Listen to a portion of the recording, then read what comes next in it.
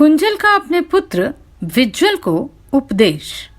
महर्षि जैमिनी का सुबाहु से दान की महिमा कहना तथा नर्क और स्वर्ग में जाने वाले पुरुषों का वर्णन।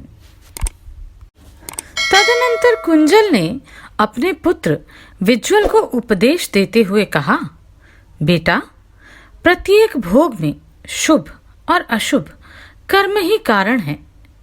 पुण्य कर्म से जीव सुख भोगता है और पाप कर्म से दुख का अनुभव करता है। किसान अपने खेत में जैसा बीज बोता है वैसा ही फल उसे प्राप्त होता है। इसी प्रकार जैसा कर्म किया जाता है वैसे ही फल का उपभोग किया जाता है। इस शरीर के विनाश का कारण भी कर्म ही है। हम सब लोग कर्म के अधीन हैं। संसार में कर्म ही जीवों की संतान है। कर्म ही उनके बंधु बांधव हैं तथा कर्म ही यहाँ पुरुष को सुख दुख में प्रवृत्त करते हैं। जैसे किसान को उसके प्रयत्न के अनुसार खेती का फल प्राप्त होता है, उसी प्रकार पूर्व जन्म का किया हुआ कर्म ही कर्ता को मिलता है।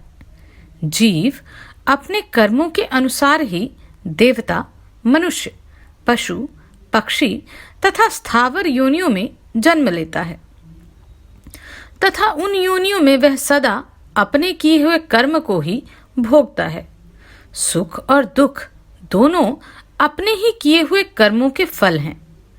जीव गर्भ की शैया पर सोकर पूर्व शरीर के किए हुए शुभाशुभ कर्मों का फल भोगता है। पृथ्वी पर कोई भी पुरुष ऐसा नहीं है जो पूर्व जन्म के किए हुए कर्म को अन्यथा कर सके। सभी जीव अपने कमाए हुए सुख दुख को ही भोगते हैं। भोग के बिना किए हुए कर्म का नाश नहीं होता। पूर्व जन्म के बंधन स्वरूप कर्म को कौन मिटा सकता है? बेटा, विषय एक प्रकार के विघ्न हैं। जरा आदि अवस्थाएं उपद्रव हैं। ये पूर्व जन्म के कर्मों से पीड़ित मनुष्य को पुनः पुनः पीड़ा पहुंचाते रहते हैं। जिसको जहां भी सुख या दुख भोगना होता है, दैव उसे बलपूर्वक वहां पहुंचा देता है। जीव कर्मों से बंधा रहता है। प्रारब्धों को ही जीवों के सुख दुख का उत्पादक बताया गया है। महाप्राग, चोल देश में सुबाहु नाम के राजा हो गए हैं। जैमिनी नाम के ब्राह्मण उनके पुरोहित थे। एक समय पुरोहित ने राजा सुबाहु को संबोधित करके कहा, राजन, आप उत्तम उत्तम दान कीजिए। दान के ही प्रभाव से सुख भोगा जाता है। मनुष्य मरने के पश्चात दान के ही बल से दुर्गम लोगों को प्राप्त होता है। दान से सुख और सनातन यश की प्राप्ति होती है। दान से ही मर्त्य लोक में मनुष्य की उत्तम कीर्ति होती है। जब तक इस जगत में कीर्ति स्थित रहती है, तब तक उसका कर्ता स्वर्गलोक में निवास करता है। अतः मनुष्यों को चाहिए कि वे पूर्ण प्रयत्न करके सदा दान करते रहें।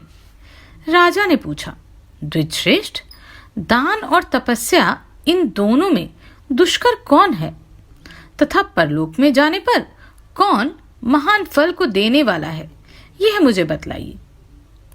जैमिनी बोले, राजन, इस पृथ्वी पर दान से बढ़कर दुष्कर कार्य दूसरा कोई नहीं है। यह बात प्रत्यक्ष देखी जाती है। सारा लोक इसका साक्षी है। संसार में लोभ से मोहित मनुष्य धन के लिए अपने प्यारे प्राणों को भी गवा देता है और समुद्र और घने जंगलों में भी प्रवेश कर जाता है। कितने ही मनुष्य धन के लिए दूसरों की सेवा तक स्वीकार कर लेते हैं। विद्वान लोग धन के लिए पाठ करते हैं तथा दूसरे लोग धन की इच्छा से ही हिंसापूर्ण और कष्ट साध्य कार्य भी करते हैं। इसी प्रकार कितने ही लोग खेती के कार्य में संलग्न रहते हैं। इस तरह दुख उठाकर कमाया हुआ धन प्राणों से भी अधिक प्रिय जान पड़ता है। ऐसे धन का परित्याग करना अत्यंत कठिन है। महाराज, उसमें भी जो न्याय से उपार्जित धन है, उसे यदि श्रद्धा पूर्वक विधि के अनुसार सुपात्र को दान किया जाए तो उसका फल अनंत होता है। श्रद्धा देवी धर्म की पुत्री हैं। वे विश्व को पवित्र एवं अभ्युदयशील बनाने वाली हैं। इतना ही नहीं, वे सावित्री के समान पावन, जगत को उत्पन्न करने वाली तथा संसार सागर से उद्धार करने वाली हैं। आत्मवादी विद्वान श्रद्धा से ही धर्म का चिंतन करते हैं। जिनके पास किसी भी वस्तु का संग्रह नहीं है, ऐसे अकिंचन मुनि श्रद्धालु होने के कारण ही स्वर्ग को प्राप्त हुए हैं। नृपश्रेष्ठ, दान के कई प्रकार हैं, परंतु अन्नदान से बढ़कर प्राणियों को सद्गति प्रदान करने वाला दूसरा कोई दान नहीं है। इसलिए जल सहित अन्न का दान अवश्य करना चाहिए। दान के समय मधुर और पवित्र वचन बोलने की भी आवश्यकता है। अन्नदान संसार सागर से तारने वाला, हित साधक तथा सुख संपत्ति का हेतु है। यदि शुद्ध चित्त से श्रद्धा पूर्वक सुपात्र व्यक्ति को एक बार भी अन्न का दान दिया जाए तो मनुष्य सदा ही उसका उत्तम फल भोगता है। अपने भोजन में से मुट्ठी भर अन्न अग्रग्रास के रूप में अवश्य दान करना चाहिए। इस दान का बहुत बड़ा फल है। उसे अक्षय बताया गया है। जो प्रतिदिन सेर भर या मुट्ठी भर भी अन्न ना दे सके, वह मनुष्य पर्व आने पर आस्तिकता, श्रद्धा तथा भक्ति के समय एक ब्राह्मण को भोजन करा दे। राजन, जो प्रतिदिन ब्राह्मण को अन्न देते हैं और जल सहित मिष्टान भोजन कराते हैं, वे मनुष्य स्वर्गगामी होते हैं। वेदों के पारगामी ऋषि अन्न को ही प्राण स्वरूप बतलाते हैं। अन्न की उत्पत्ति अमृत से हुई है। महाराज, जिसमें किसी को अन्न का दान दिया है, उसने मानो प्राण दान दिए हैं। इसलिए आप यत्न करके अन्न का दान कीजिए। सुबाहु ने कहा, द्विजश्रेष्ठ, आप मुझसे स्वर्ग के गुणों का वर्णन कीजिए। जैमिनी बोली, राजन, स्वर्ग में नंदनवन आदि अनेकों दिव्य उद्यान हैं, जो अत्यंत मनोहर, पवित्र और समस्त कामनाओं को पूर्ण करने वाले हैं। इनके सिवा वहां परम सुंदर दिव्य विमान भी है। पुण्यात्मा मनुष्य उन विमानों पर सुखपूर्वक विचरण किया करते हैं। वहां नास्तिक नहीं जाते। चोर, असंयमी, निर्दयी, चुगलखोर, कृतघ्न और अभिमानी भी नहीं जाने पाते। जो सत्य के आधार पर रहने वाले शूर, दयालु, क्षमाशील, याज्ञिक तथा दानशील हैं, वे ही मनुष्य वहां जाने पाते हैं। वहां किसी को रोग, बुढ़ापा, मृत्यु, शोक, जाड़ा, गर्मी, भूख, प्यास और ग्लानि नहीं सताती। राजन, ये तथा और भी बहुत से स्वर्गलोक के गुण हैं। अब वहां के दोषों का भी वर्णन सुनो। वहां सबसे बड़ा दोष यह है कि दूसरे की अपने से बड़ी हुई संपत्ति देखकर मन में असंतोष होता है तथा स्वर्गीय सुख में आसक्त चित्त वाले प्राणियों का पुण्य क्षीण होता है, सहसा वहां से पतन हो जाता है। यहां जो शुभ कर्म किया जाता है, उसका फल वहीं स्वर्ग में भोगा जाता है। राजन, यह कर्म भूमि है और स्वर्ग को भोग भूमि माना गया है। सुबाहु ने कहा, ब्राह्मण, स्वर्ग के अतिरिक्त जो दोष रहित सनातन लोक हैं, उनका मुझसे वर्णन कीजिए। जैमिनी बोले, राजन, ब्रह्मलोक से ऊपर भगवान श्री विष्णु का परम पद है। वह शुभ, सनातन एवं ज्योतिर्मय धाम है। उसी को परब्रह्म कहा गया है। विषयासक्त मूढ़ पुरुष वहां नहीं जा सकते। दंभ, लोभ, भय, क्रोध, द्रोह और द्वेष से आक्रांत मनुष्यों का वहां प्रवेश नहीं हो सकता। जो ममता और अहंकार से रहित, निर्द्वंद, जितेंद्रिय तथा ध्यान योग परायण है, वे साधु पुरुष ही उस धाम में प्रवेश करते हैं। सुबाहु ने कहा, महाभाग, मैं स्वर्ग में नहीं जाऊंगा, मुझे उसकी इच्छा नहीं है। जिस स्वर्ग से एक दिन नीचे गिरना है, उसकी प्राप्ति कराने वाला कर्म ही मैं नहीं करूंगा। मैं तो ध्यान योग के द्वारा देवेश्वर लक्ष्मीपति का पूजन करूंगा और दाह तथा प्रलय से रहित विष्णु लोक में जाऊंगा। जैमिनी बोले, राजन, तुम्हारा कहना ठीक है, तुमने सबके कल्याण की बात कही है। वास्तव में राजा दानशील हुआ करते हैं। वे बड़े बड़े यज्ञों द्वारा भगवान श्री विष्णु का यजन करते हैं। यज्ञों में सब प्रकार के दान दिए जाते हैं। उत्तम यज्ञों में पहले अन्न और फिर वस्त्र एवं तांबुल का दान किया जाता है। इसके बाद सुवर्ण दान, भूमि दान और गौदान की बात कही जाती है। इस प्रकार उत्तम यज्ञ करके राजा लोग अपने शुभ कर्मों के फलस्वरूप विष्णु लोक में जाते हैं। दान से तृप्ति लाभ करते और संतुष्ट रहते हैं। अतः राजेंद्र, आप भी न्यायोपार्जित धन का दान कीजिए। दान से ज्ञान और ज्ञान से आपको सिद्धि प्राप्त होगी। जो मनुष्य इस उत्तम और पवित्र आख्यान का श्रवण करेगा, वह सब पापों से मुक्त होकर विष्णु लोक में जाएगा। सुबाहु ने कहा, ब्राह्मण, मनुष्य किस दुष्कर्म से नरक में पड़ते हैं और किस शुभ कर्म के प्रभाव से स्वर्ग में जाते हैं, यह बात भी मुझे बताइए। जैमिनी ने कहा, जो द्विज लोभ से मोहित हो पावन ब्राह्मणत्व का परित्याग करके कुकर्म से जीविका चलाते हैं, वे नरकगामी होते हैं।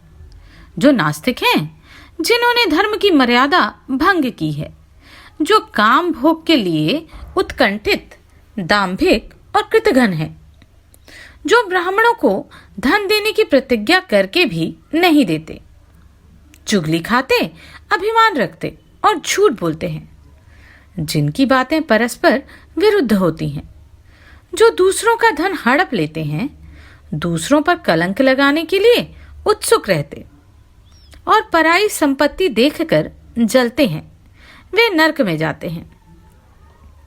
जो मनुष्य सदा प्राणियों के प्राण लेने में लगे रहते हैं, पराई निंदा में प्रवृत्त होते हैं, कुएं, बगीचे, पोखर और पौंसले को दूषित करते हैं, सरोवर को नष्ट भ्रष्ट करते तथा शिशुओं, भृत्यों और अतिथियों को भोजन किए बिना ही स्वयं भोजन कर लेते हैं, जिन्होंने पितृयाग अर्थात श्राद्ध और देवयाग अर्थात यज्ञ का त्याग कर दिया है, जो सन्यास तथा अपने रहने के लिए आश्रम को कलंकित करते हैं और मित्रों पर लांछन लगाते हैं, वे सब के सब नरकगामी होते हैं।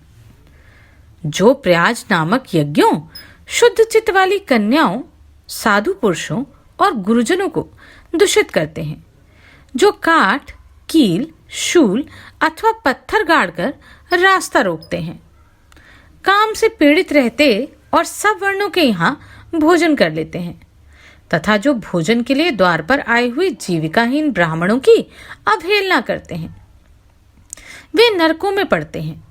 जो दूसरों के खेत, जीविका, घर और प्रेम को नष्ट करते हैं, जो हथियार बनाते और धनुष बाण का विक्रय करते हैं, जो मूढ़ मानव, अनाथ, वैष्णव, दीन, रोगातुर और वृद्ध पुरुषों पर दया नहीं करते, तथा जो पहले कोई नियम लेकर फिर संयमहीन होने के कारण चंचलतावश उसका परित्याग कर देते हैं, वे नरकगामी होते हैं। अब मैं स्वर्गगामी पुरुषों का वर्णन करूंगा। जो मनुष्य सत्य, तपस्या, ज्ञान, ध्यान तथा स्वाध्याय के द्वारा धर्म का अनुसरण करते हैं, वे स्वर्गगामी होते हैं। जो प्रतिदिन हवन करते तथा भगवान के ध्यान और देवताओं के पूजन में संलग्न रहते हैं, वे महात्मा स्वर्गलोक के अतिथि होते हैं। जो बाहर भीतर से पवित्र रहते, पवित्र स्थान में निवास करते, भगवान वासुदेव के भजन में लगे रहते तथा भक्ति पूर्वक श्री विष्णु की शरण में जाते हैं, जो सदा आदर पूर्वक माता पिता की सेवा करते और दिन में नहीं सोते, जो सब प्रकार की हिंसा से दूर रहते हैं, साधुओं का संग करते और सबके हित में संलग्न रहते हैं, वे मनुष्य स्वर्गगामी होते हैं।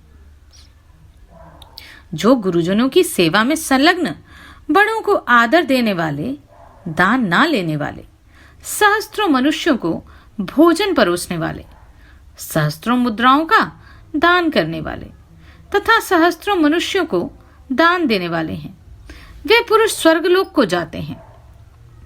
जो युवावस्था में भी क्षमाशील और जितेंद्रिय है, जिनमें वीरता भरी है, जो सुवर्ण, गौ, भूमि, अन्न और वस्त्र का दान करते हैं, जो अपने से द्वेष रखने वालों के भी दोष नहीं करते, बल्कि उनके गुणों का ही वर्णन करते हैं, जो विज्ञ पुरुषों को देखकर प्रसन्न होते हैं, दान देकर प्रिय वचन बोलते तथा दान के फल की इच्छा का परित्याग कर देते हैं, वे मनुष्य स्वर्गगामी होते हैं।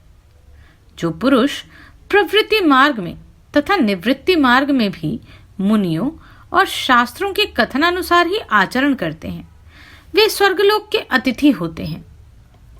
जो मनुष्यों से कटु वचन बोलना नहीं जानते, जो प्रिय वचन बोलने के लिए प्रसिद्ध हैं, जिन्होंने बावली, कुआं, सरोवर, पौंसला, धर्मशाला और बगीचे बनवाए हैं, जो मिथ्यावादियों के लिए भी सत्यपूर्ण बर्ताव करने वाले और कुटिल मनुष्यों के लिए भी सरल हैं, वे दयालु तथा सदाचारी मनुष्य स्वर्गलोक में जाते हैं। जो एकमात्र धर्म का अनुष्ठान करके अपने प्रत्येक दिवस को सदा सफल बनाते हैं तथा नित्य ही व्रत का पालन करते हैं, जो शत्रु और मित्र की समान भाव से सराहना करते और सबको समान दृष्टि से देखते हैं, जिनका चित्त शांत है, जो अपने मन को वश में कर चुके हैं, जिन्होंने भय से डरे हुए ब्राह्मणों तथा स्त्रियों की रक्षा का नियम ले रखा है, जो गंगा, पुष्कर तीर्थ और विशेषतः गया में पितरों को पिंडदान करते हैं, वे स्वर्गगामी होते हैं। जो इंद्रियों के वश में नहीं रहते, जिनकी संयम में प्रवृत्ति है, जिन्होंने लोभ, भय और क्रोध का परित्याग कर दिया है, जो शरीर में पीड़ा देने वाली जूं, खटमल और डांस आदि जंतुओं का भी पुत्र की भांति पालन करते हैं, उन्हें मारते नहीं, सर्वदा मन और इंद्रियों के निग्रह में लगे रहते हैं और परोपकार में ही जीवन व्यतीत करते हैं, वे मनुष्य स्वर्गलोक के अतिथि होते हैं। जो विशेष विधि के अनुसार यज्ञों का अनुष्ठान करते, सब प्रकार के द्वंद्वों को सहते तथा इंद्रियों को वश में रखते हैं, जो पवित्र और सत्व गुण में स्थित रहकर मन, वाणी तथा क्रिया द्वारा भी कभी पराई स्त्रियों के साथ रमण नहीं करते, निंदित कर्मों से दूर रहते, विहित कर्म का अनुष्ठान करते तथा आत्मा की शक्ति को जानते हैं, वे मनुष्य स्वर्गगामी होते हैं।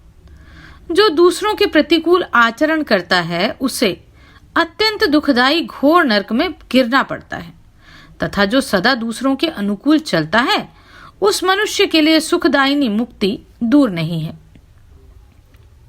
राजन, कर्मों द्वारा जिस प्रकार दुर्गति और सुगति प्राप्त होती है, वह सब मैंने तुम्हें यथार्थ रूप से बतला दिया।